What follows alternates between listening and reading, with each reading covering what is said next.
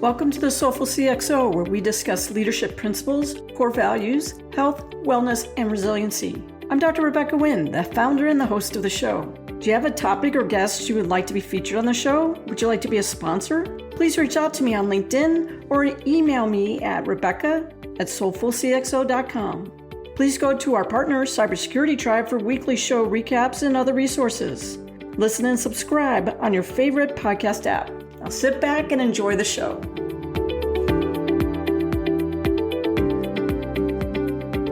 Welcome to the Soulful CXO. I'm your host, Dr. Rebecca Wynn. We are pleased to have with us Kim Jones. Kim is a 30-year award-winning intelligence, security, risk management professional with progressive experience in all facets of information security, including strategy, governance, and compliance, executive leadership, physical security, risk mitigation, and business continuity planning. He's Director of Performance Acceleration, CyberCRAFT, at Intuit. He has held Chief Security Officer and Chief Information Security Officer positions in financial services, manufacturing, and business outsource industries and services, including being the former VP and CSO for Vantiv, VP and CISO at eTelecare, Senior VP and CSO at FEFD, which is an eFunds corporation, and Information Risk Manager for General Dynamics C4 Systems. He always gives back to the professional community by serving as an advisory or board member for RSA Conference, FAIR Institute, SANS GIAC, and Digital Times Transformation. He serves or has served as lecturer or been affiliated faculty for University of California, Berkeley, Boise State University, Arizona State University, and teaches at SANS. In addition to all this, his full-time work, Kim serves as a virtual CISO or vCISO advisor mentor for several global 1,000 companies. And that's just a little bit of what he does on a daily basis. Kim, it's so great to see you, my friend. Welcome to the show. I always love when I get a chance to talk with you, Rebecca. You are one of the handful of people who I just genuinely enjoy because you are absolutely authentic. And there's so little of that I see in the business world at all. So thank you for having me. Thank you. I appreciate that. You're one of the few people actually I've had on the show who started out actually in cyber back in West Point. Can you just walk us through a little bit in your journey and how you've gotten to where you are today? Yeah, sure. I picked up a computer science degree at the academy. I spent just about 11 years in Army intelligence. I want to say about the halfway point, I was working and running a counterintelligence detachment over in Europe, and we started asking questions regarding why are we concerned about these things for passing information like Coke cans and dead drops and all the stuff you see in the movies, a lot of which really happens. And when there's this thing called a floppy disk that I can shove in my cargo pocket that I can put a safe's worth of information into. So started dusting off some of the computer science stuff that I had learned in college, started looking at the networking theory, and contributed back in the day to some of the early regulations on automated information systems, as the government was calling them. Did some brief time at NSA when I got out, and then consulted for 5 years after that. So through the .com era, through the Common Criteria Testing and Evaluation timeframe, worked for one of the old Common Criteria labs, and went in-house in 2003 to take my first CISO gig, which moved me out here to Arizona where I live now. And between 2003 and 2016, my role was to build, operate, manage programs. In many cases, and I know you can relate to this particularly, my first boss, who I adore and has been mentor and friend to me for over 20 years now, calls me a smoke-jumping CISO. I'm the one where the platform's on fire, 2 CISOs have failed, you're under regulatory issues. And as he puts it, I'm the guy when you have a 50-foot high pile of manure, parachutes in, give me a little runway, and I will give you 50 acres of well-fertilized rose garden. That's how I built my career, all the way up to going into academia and then coming back in-house on CISO staff here at Intuit. Yeah, we have that in common, right? Because I did it, all the accreditation, stuff like that for government systems for many years, which I enjoyed. And at times you find out there's got to be security engineering, networking engineering, and you got to switch hats very quickly. I'm shocked. I am. Shocked. When you jump into different situations, I'm always curious, where do you start? Where do you start to do the assessment? I know for me, one of the things I do is I really take a quick look at the surroundings. I'm always looking at physical security first. It's just a habit of mine. I think it's to know where your exit strategy is going to be, kind of get a quick read on the people. And then I look to see if processes and procedures are actually what's really happening, so that I can see what's in those white spaces. But what do you do? Yeah, buy a $500 Starbucks card. And if it's a big enough company, buy 1,000. Seriously. I was asked this question many years ago, and my answer really hasn't changed. If it's a big enough company, buy a $1,000 Starbucks card, because people may not have time for a meal, but they always have time for a cup of coffee or a cup of tea. And what I tell people is to find the decision makers and influencers. And in many cases, those are not necessarily the same person. And you take them out for a cup of coffee and you ask them 3 questions. First question is, how do you generate revenue? Because even nonprofits generate revenue and dollars come in. The second question you ask is, what keeps them up at night? Not about security, but what keeps them up at night, period. What are they worried about? And then the third question you ask is, if there was one thing that I could do within the next 30 to 60 days that would help you sleep a little easier, what would it be? And if you do that, you not only get a quick education on how the business operates and runs, what really drives revenue in the business, but you get, and again, this is my non-scientific observation of a 35-year career, you get about 60 to 70% overlap on, this is the thing that's really annoying us right now. And if you can find ways to deal with that low-hanging fruit or put together a plan to deal with that low-hanging fruit, you get instant credibility. You get instant recognition that you're not there just to secure the environment to the point of driving it into the ground, but truly figuring out how we make it better and address our needs. And you help pave the road to make things easier for you as you go further. So for me, the people piece is always the piece that is the most difficult, the most vexing, and in many cases, if you pay attention to it, the easiest to deal with. If you don't deal with it, then everything else becomes harder. So drink a lot of coffee, drink a lot of tea, take a lot of meetings with people to understand what's going on. We'll get further doing that than fixing and reconfiguring a firewall, period. I know when I've started different places and been open to here, you end up being, I would call the dumping ground. You don't always find out where all the loopholes are, I should say, but you find out all the reasons why, to be honest with you, I hate security because of X, Y, and Z. But how do you work through on finding out really what is going on and how to name those priorities for yourself after those meetings? Yeah, it truly becomes, for me, the Starbucks card methodology is that initial entry. Those are conversations that you want to continue. Because at the end of the day, and a lot of one of the things you said, Rebecca, was getting to the root cause. I hate security because, that's the phrase you use. What is that because? Is it that because there's a perception we're slowing them down? In which case, how do I better integrate into your existing processes and create efficiencies within the environment so that what you're doing adds the minimal amount of time and is as transparent as possible to your processes? Is it because I just don't understand and you come in and dictate things within the environment which cause me work and cost me money? Then you've got an education and communications problem. How do I actually beat that education and communications problem? How do I come out outreach to you? That can be anything from the standard awareness to, can I come into your staff? Can I participate in your town hall? Can I talk to your engineers? Can I just walk around and make myself visible and available to hear what's going on out there? And there's always that small portion, and I go back to the Christopher Nolan, The Dark Knight, with the Joker, and I think it was Michael Caine, who said some people just want to watch the world burn. And, that piece where there's always going to be that small fraction who it's not going the way I want to. I don't like it. There's nothing you can do to make me like it. So tough. I don't want to hear it. I don't care.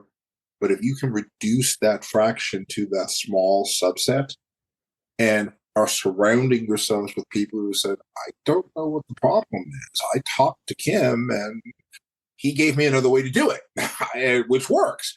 I talked to Kim and he bought a tool that's more efficient and transparent in the environment. It still works. If you can turn that level of animosity and resistance into a small, irrational subset based upon how you communicate, how you maneuver, and how you respond, that's how you can win. I don't expect to be liked. And when you're doing cleanup, unfortunately, there's a lot of cases where it goes where there's some things where I have to do triage now. But what I hope to be able to do is have people understand that I don't like it, but I understand why it's necessary, and I'm not going to become an obstacle or roadblock for you. And wherever possible, it's that old adage in the military, explain when you can as much as you can so that when you can't, people will understand. So you get to the point where we have to do this now. That's not something I say that often or need to say that often, but when I do, I don't get lots of pushback as to, no, we have to do this now and then we'll deal with it later. Fine, let's all put our sabers in the ground. Let's fix the problem. And then let's figure out, now that we've duct taped it, how we make it better and sustainable as we go forward. But you do that by building up that level of credibility, by being willing to engage, willing to listen, willing to understand the problems and concerns that are out there. And unfortunately, I think those are skills and things that we have forgotten as a profession, I would say in the last 10 years, that we need to rebuild. Can you walk us through a couple of examples on those steps, on maybe when you saw that wasn't working really well and you had to pivot? I think that sometimes it's hard to be able to translate good frameworks into how we can handle them in reality. And while you think about it for a minute, one of the things that we're talking about is really the 5 whys methodology. And what do you do is usually if you can drill down 5 steps, you can really find what the root is. And then what you can use is then you can use the 5 hows to how you're going to tackle that problem. So 5 whys and then the 5 hows. But you got to do that without people don't think that they're on a stand and they're doing a deposition or something. Yeah, and you went right to the methodology I was going to use. Sorry, I stole it. Shocked I am. The why methodology is hugely important. And for people not thinking they're on the stand, the way in my mind that you do that is you don't just communicate when you need something. I used to spend, in every CISO gig that I've had, I usually end up spending the first hour and a half of my day doing nothing but walking the property. When I'll use Vantiv, which became WorldPay many years ago, we had 3 buildings in a small campus, 3 floors each. And when I get in the morning, the first thing I do is I go grab my big old cup of coffee and I walk around, having to refill it once by the time I get back. That would take me from about 8 to about 10 or 10:15, because everywhere I would go, it would be, hey, how are your kids doing here? What's going on here? What are you guys working on here? And it became a fixture. And what would be neat as it became a fixture is I would go around to peers, I'd go around to some business leaders, and I'd get drawn into 10 or 15-minute conversations. And when you do that on a regular basis, when something goes wrong, there's a regular avenue to have that conversation. Every now and again, someone points out the office and says, "You, hey!" It's like you run in, grab your cup of coffee. It's like, yeah. But occasionally it's, look, I hear we're doing this. What's going on? Or I got a bone to pick with you about this. So you listen, you reflect back and say, this is what I think I'm hearing. And then you come back and say, okay, can you help me understand why this is problematic? And then I begin to drill down and peel the onion and get down to, oh, so what's really problematic about this when we get down to root cause here is I'm forcing you to change this process, which is disrupting your ability to do X. And yeah, so if I could do this without forcing that change, would that be helpful to you? And in many cases, my dad used to say, see that door behind me? There are a million more ways to get through that door. And I bet you can find at least 12 that'll actually work. But, okay, that's not a big deal for me. I'll go change the process to do this, and we can just go forward. And then, but creating those opportunities to have that conversation, not just when there's a problem or you need something, etc. You get a whole lot of traction by making yourself visible and present. Again, that's harder in this hybrid environment. It's harder when we're not in constantly, and finding ways to connect to the culture and the folks, et cetera, maybe something more formal, as in, I'm going to do virtual coffee with my 4 or 5 key stakeholders at least once a month and say, look, I never want you to have to wait until there's a problem to talk to me. So if you will give me 15 minutes at your convenience sometime this month, I'm going to grab my cup of coffee and I just want to listen. I just want to have an opportunity to listen to what's going on and figure out how I do my job better, or give you an absolute opportunity just to voice agree. So it's a little harder now between COVID and the hybrid environment, but the principles are the same. You have to be present and make yourself approachable and reachable. And I used to do that by walking around. Now you may do that via having an open Slack channel that says ask the CISO, that anyone can come and talk and gripe at, or creating some level of scheduled event or whatever. But you got to make yourself approachable and visible all the time, not just when there's a problem. Yeah, you brought in technology. One of the things I think technology has actually gotten in the way. You brought up Slack, whether it's Slack Teams or some other chat. One of the things is it's like there's 25,000 Slack channels, and it's like, guys, it ends up being noise all the time. You don't see as many people writing meaningful emails. Instead, it's all these other communications. And when you have a meeting, it's a meeting, and then here's this 10-page outbrief, and you're inundated with so much information that you don't have thinking time anymore. What do you see? I think that's a critical lack. We have to have time to be able to not only read the information, see the information, but synthesize and then come with a meaningful solution. And I see that is a gap that's drastically missing right now.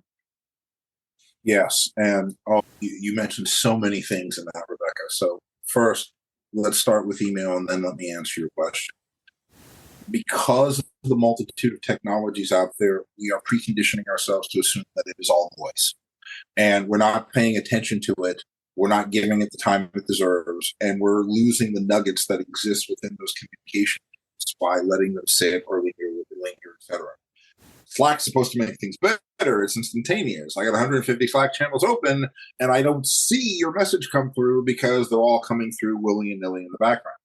Emails, we send an email. We hear about how email is archaic, but I've yet to find any large company that's actually eliminating this email system for internal communications.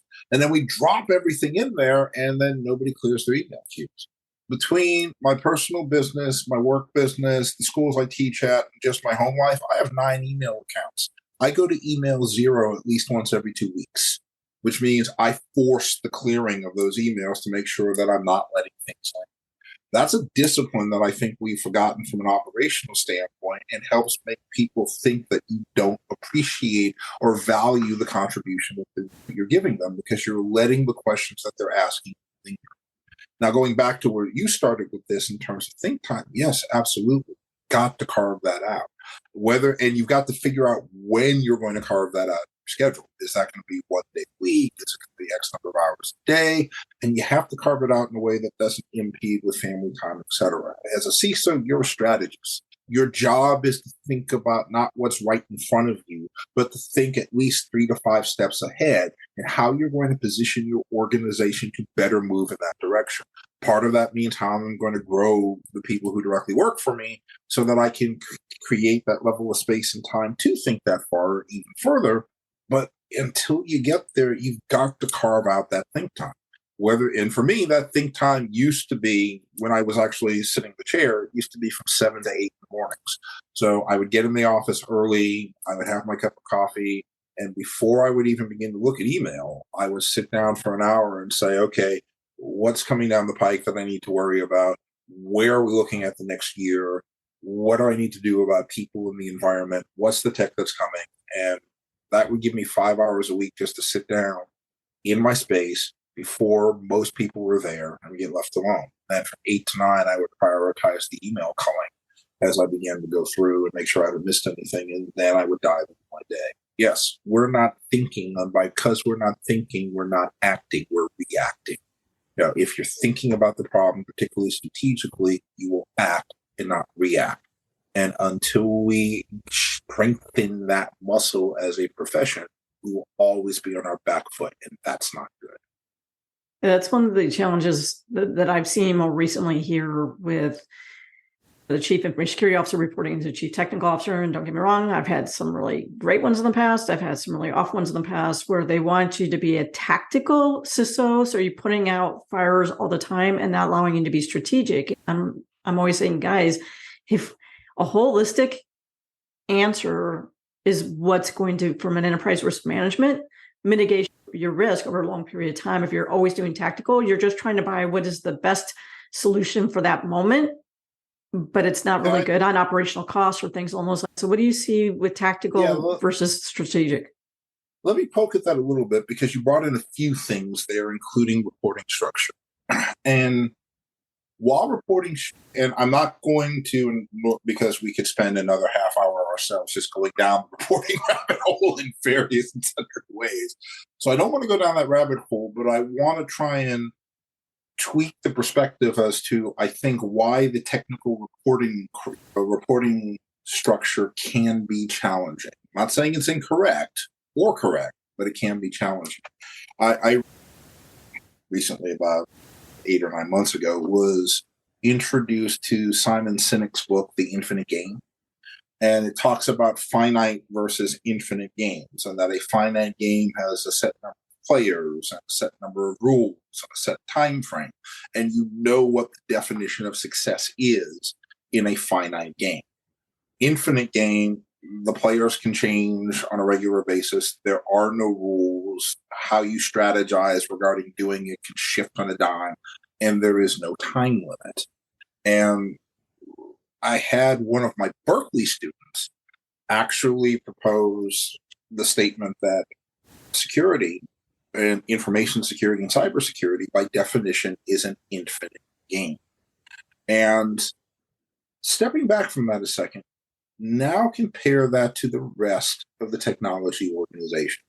An example that I like to use is, if you tell a CIO, you're at 4 nines in terms of uptime, and I want to get to 5.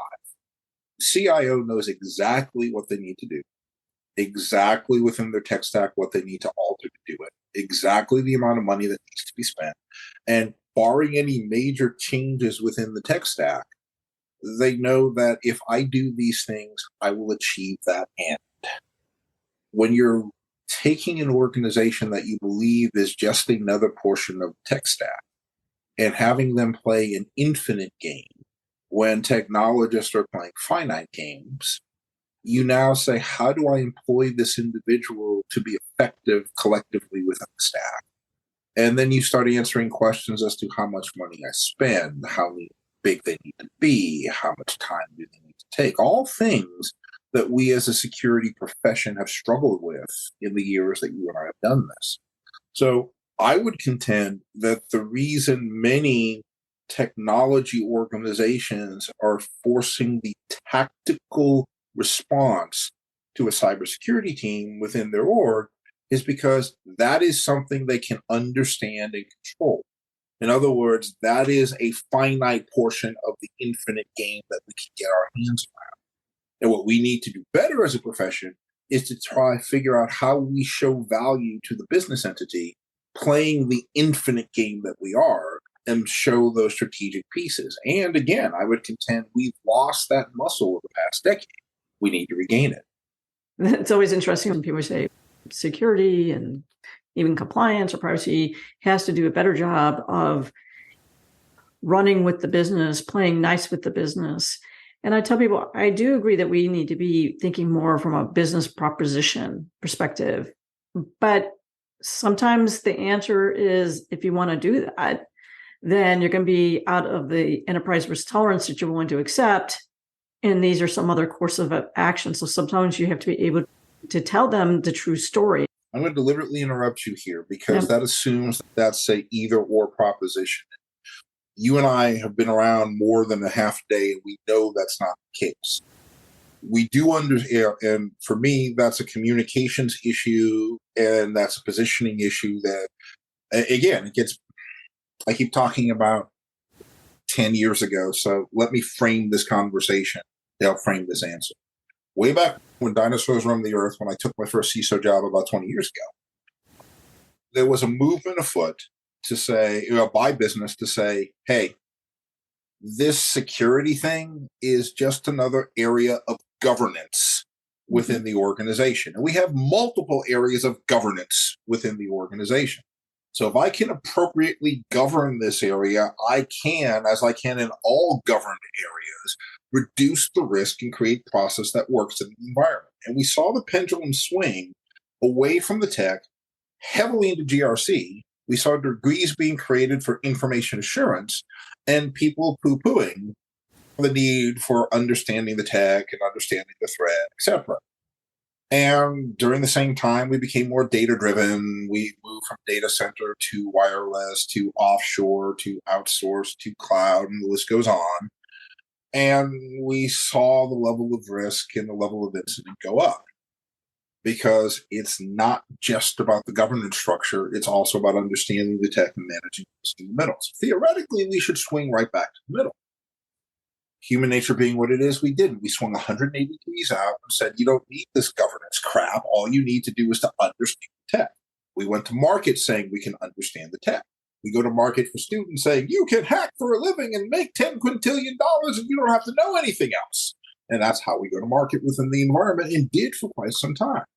So if we were doing that in the early 2010s, these are now our mid-career professionals who are in the environment, and some of our younger CISOs within the environment who are extremely focused on tech, who are back to the conversations you and I used to have back in the day where the business just doesn't get it within the environment and don't know how to storytell, don't know how to link action and consequence, don't know how to tie what they're doing to the business initiatives in a way that says, if you do this, I can drive revenue. And if you don't do this, you may have an additional risk that you have to contend with. And if you're okay with that, I can find a way to secure around that. We're not having those conversations. In point of fact, that particular coursework is the coursework I teach for SANS, as I get bunches of mid-year professionals who are attempting to learn that skill to begin to take on these roles, or younger, in some cases, experienced CISOs who are struggling because we're trying to teach them these skills that you and I grew up with when we got our PhDs, you your second, I my first, in the School of Hard Knocks. So it's not an either or proposition. It's a muscle we've forgotten when, as a profession, we swung away from the balance, first to assurance, now to tech. It's not about being nice to the business. Remember, I'm only exist because the business is here. My job is I'm a businessman as a CISO. My job is to make sure the paycheck doesn't bounce because that would make mama very unhappy. And I'm a big guy. I like to eat. So the way I do that is present risk-balanced solutions that allow them to drive revenue, attract customers in a way that doesn't cause us to falter or stumble in a way that will hurt the organization or hurt its employees. And we've forgotten how to think like that collectively. In my opinion, we have a large group of folks for whom that was not a part of the instinctive growth as they've gone up in their profession. Now, let's be very clear. I'm not the old guy saying, get off my lawn and shaking his cane. And I marvel at this generation of folks who are coming up and doing great things, and they have more technical savvy and prowess than I ever had back in the bygone days. But I see them struggle in terms of trying to get themselves integrated into the business to try to provide truly technically enhanced or technically driven solutions that are truly innovative versus inventive. And the difference between innovation and invention is innovation has use and has utility. That integrate into the business to help the business move faster to achieving its goals in a way that is as seamless and as transparent as possible. I think we're struggling with it. I think part of the root cause we're struggling with it again is we've forgotten that muscle. So part of my passion is to figure out how we put that muscle back there. Thank you, Kim. Our time, unfortunately, is running short. What is the best way for people to reach out to you if they like to be a keynote speaker, or if they want to go ahead and reach out to you for some VCSO assistance? The VCSO assistance is secondary now because all of my full-time jobs are staying busy, but LinkedIn is still the best way to reach out to me holistically overall. Grab me and follow me and then send me a message and I'll be happy to talk to you. You're also welcome to use my personal email, which is kljones.cism, CISM, @gmail. And you're welcome to reach out to me there if you want to have a conversation. And that includes just continuing this conversation if you like. Thank you, Kim. You are a Soulful CXO. I hope to be nothing more than just another old security guy who's trying to make it better for the next generation, and just a good friend to my friends like you. So thank you for having me